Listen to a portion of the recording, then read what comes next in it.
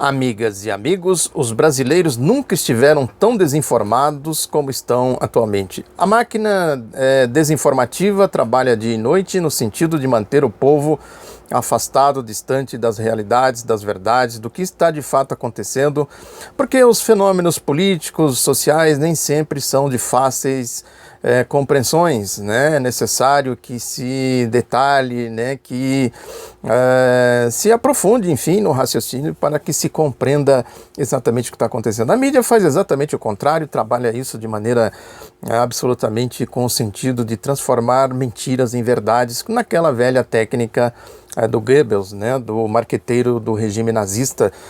A mídia tem exatamente esse papel, nós não podemos subestimar esse papel da mídia, porque ela transforma tudo o que está acontecendo nessa linguagem de flashes, nessas aparições rápidas dos acontecimentos, sem que o povo tenha condições de ter uma compreensão exata do que está acontecendo. É manipulação política, manipulação ideológica, é assim que eles se mantêm no poder. O que a gente está vendo claramente aí no governo golpista do Michel Temer é exatamente isso. É uma tentativa de enquadrar o Temer, né? Os editoriais, os colunistas da mídia hoje, dos jornais, né, estão fazendo exatamente isso. Quem ler esses comentaristas, quem ler os editoriais hoje com esta lógica vai perceber isso facilmente. Existe aí um claro conflito entre o que eles chamam de equipe econômica e equipe política. Ninguém fala da equipe econômica, do Henrique Meirelles, do Banco Central, do Ministério da Fazenda, né? Eles estão lá, são os intocáveis. Para mantê-los blindados é que se faz toda essa jogada midiática no sentido de transformar mentiras em verdades.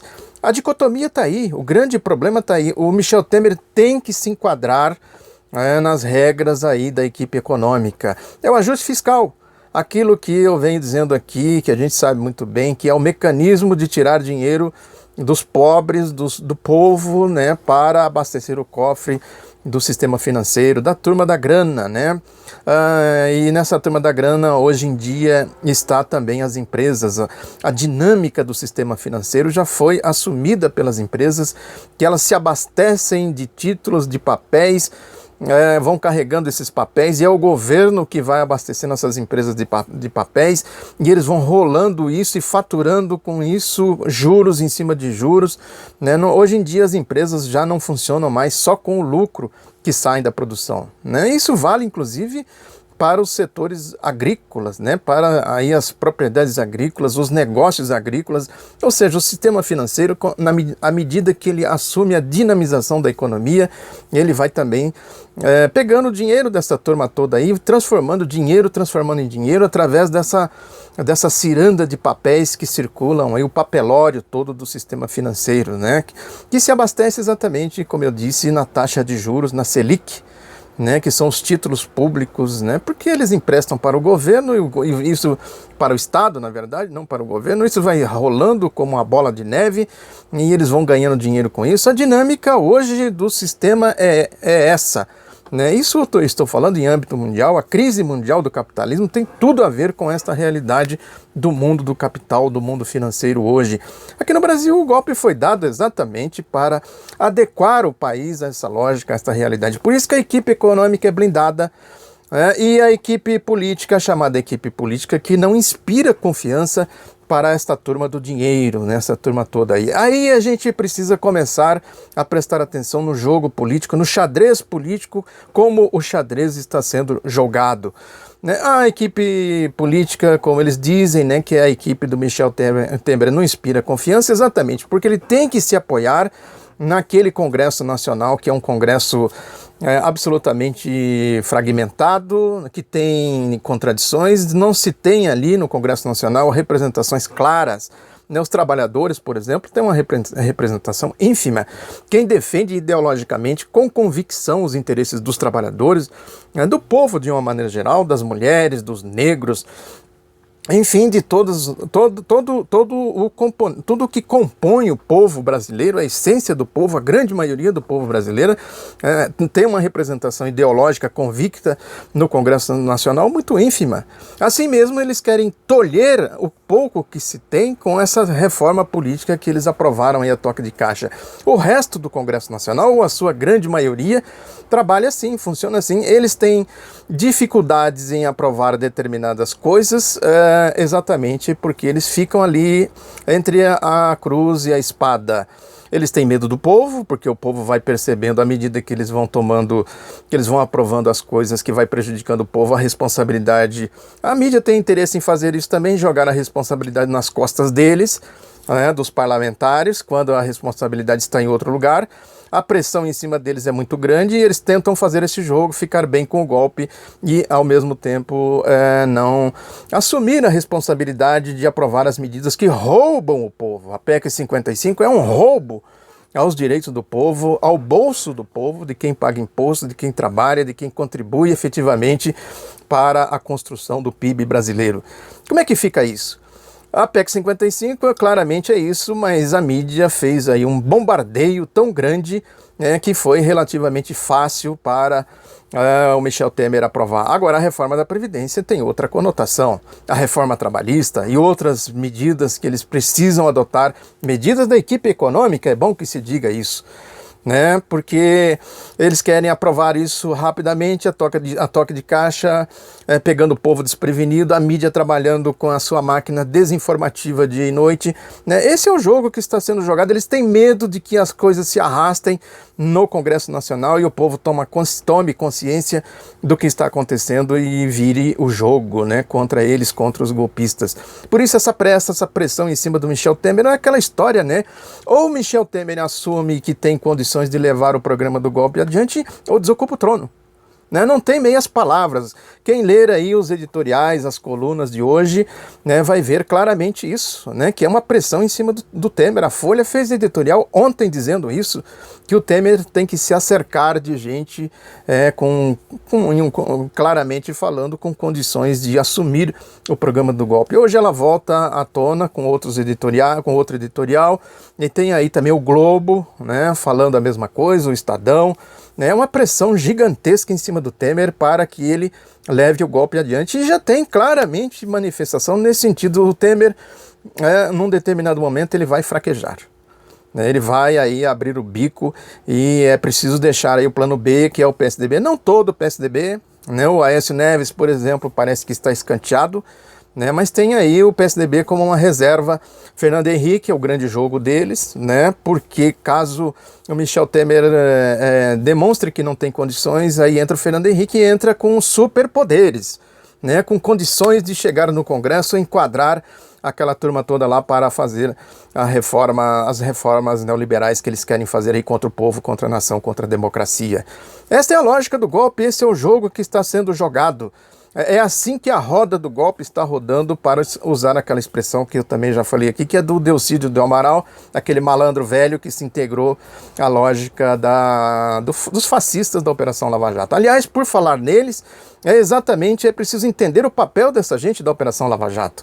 Eles estão claramente a serviço dessa lógica de blindar a equipe econômica. É importante que se tenha isso na devida conta, porque à medida que se cria essa dicotomia, e é a mídia que está por trás disso, cria essa dicotomia, dizem aí da classe política, como se os que eles chamam de políticos fosse um ser à parte, que precisa ser atacado, bombardeado, na verdade pressionado para que aprove as medidas que eles querem da equipe econômica. A Operação Lava Jato cumpre esse papel, faz exatamente isso. Naquele pedido do Dallagnol e dos seus asseclas, lá uma vergonha, dizendo que iam renunciar por conta dessa questão que eles foram incluídos aí no pacote anticorrupção, porque eles são contra as medidas que coíbem a corrupção atingir o judiciário. Estão com medo de quê? Eles têm esse direito? Quem elegeu eles para ter estas prerrogativas aí divinas e de intocáveis? Eles são intocáveis. O Deltan Dallagnol, por exemplo, está envolvido aí, já foi denunciado casos dele aí, fazendo negociatas com o Minha Casa Minha Vida. O Sérgio Moro tem nas costas dele os 500 milhões desviados da Prefeitura de Maringá, o caso Banestado e tantos outros que eu já falei aqui também. Quer dizer, são os intocáveis por quê? E as quadrilhas do judiciário que tem por aí afora, da Polícia Federal e tantas outras coisas que a gente tem visto por aí. Quer dizer, são intocáveis, eles podem praticar os seus crimes impunemente, né? Esse piti que ele deu aí é vergonhoso, né? Que eles deram os promotores ameaçando renunciar porque a lei atinge eles, pode pegar eles aí praticando barbaridades que eles vêm cometendo, que é bom que se diga, né? E vão renunciar, que renuncie, né? Que vão para o diabo que o carregue. Essa turma não tem valor nenhum do ponto de vista ético, moral, político, no processo social, no processo político brasileiro. Estão fazendo jogo sujo, sim, do golpe, né, ajudando aí a blindar a equipe econômica que está tomando medidas para roubar o povo, tirar direito do povo, dinheiro do povo, imposto que o povo paga para essa turma aí, esses corruptos, né, esses parasitas da sociedade brasileira. Esse é o jogo. Essa complexidade que a gente precisa entender. E aí eles primeiro alimentam esses doidos, né, esses idiotas que ficam aí nos aeroportos, nas redes sociais fazendo xingamentos, né, uma coisa terrível, né, que eles não têm argumentos, então apelam para os xingamentos, para as agressões. É o fascista, né, o perfil do fascista é isso aí. São uns idiotas, né, uns imbecis fazendo esse tipo de papel, e também tem os inocentes úteis, né, os desinformados que também se prestam ao papel de serem imbecis, de ficar postando coisas nas redes sociais e fazendo aí pronunciamentos, né, em diferentes locais, defendendo essa gente suja aí da Operação Lava Jato e tudo que essa gente representa. Daí vem com essa história de que vai renunciar, que renuncie, né? Como eu disse aqui, que vá para o diabo que o carregue. Enfim, é isso. Por isso que eles tentam fazer essa dicotomia, né? A classe política e o judiciário, como se a classe política fosse uma coisa à parte. A classe política representa exatamente a sociedade, os segmentos da sociedade. Como o poder do dinheiro é muito grande, o poder midiático é muito grande, né, a maioria do povo não está representada lá no Congresso Nacional, nas instituições políticas. E mesmo assim foi preciso que eles dessem o golpe para que eles retomassem o controle efetivo das coisas, porque antes do golpe eles corriam o risco de ir perdendo cada vez mais espaço, cada vez mais condições de se manter aí sob o domo do Estado, que na lógica deles deve servir exatamente para servi-los, né, e pagar as suas contas e manter o povo nos seus cabrestos, né, como mero escravo dos seus interesses, enfim. Essa aqui é a realidade, esse é o jogo que está sendo jogado, tudo isso, essa complexidade, esse xadrez político que nós estamos vendo aqui hoje, é exatamente isso. Operação Lava Jato, equipe econômica e aí pressão em cima da chamada equipe política, que é a equipe deles, não é o que representa o povo lá não, equipe deles, né, a turma do Michel Temer, né, que fica aí em cima do muro, né, a Operação Lava Jato aí com ameaças em cima deles, dizendo que tem processos, que tem investigação, que tem não sei o que, né, isso é chantagem, ameaças, ou vocês aprovam o que nós queremos, né, ou aqui, ó, vocês estão aqui denunciados aqui e nós vamos para cima de vocês.